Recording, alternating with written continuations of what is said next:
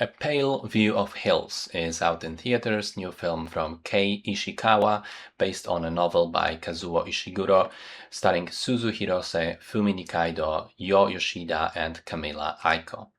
Story takes place in two different timelines. In the 1980s, a young Japanese English woman, Nikki, comes home to her mother Etsuko in the English countryside, and on the one hand tries to address the unspoken tension following the suicide of her sister. On the other hand, she tries to get her mother to talk about the post-war days in Nagasaki, to tell her life story leading to immigration into the UK.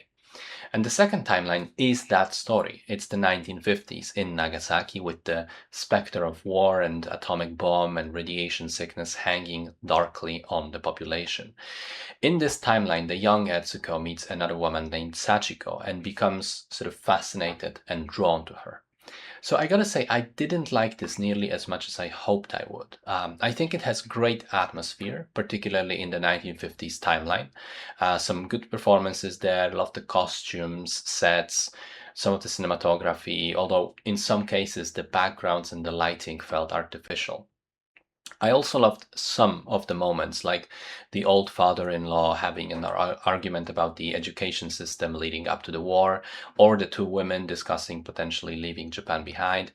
However, I do feel that the 1980s storyline was much more disappointing. I thought it didn't really delve deep into its themes, and the performances there, particularly from Camila Aiko, who plays Nikki, felt bad and stinted. And on the whole, I felt like I was missing something.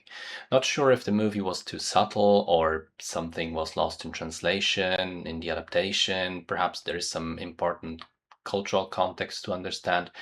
But I left the theater and I was feeling somewhat confused as to what the story was actually meant to be about. And the things I did understand didn't particularly wow me. I like the idea of grappling with Japanese past after the war. I like the idea of radiation sickness being a kind of reason for ostracism in that society. I love the mixture of hope for rebuilding and defeat after the destruction of a city. But it just didn't come together to create a complete, fully satisfying whole for me. Middling at best.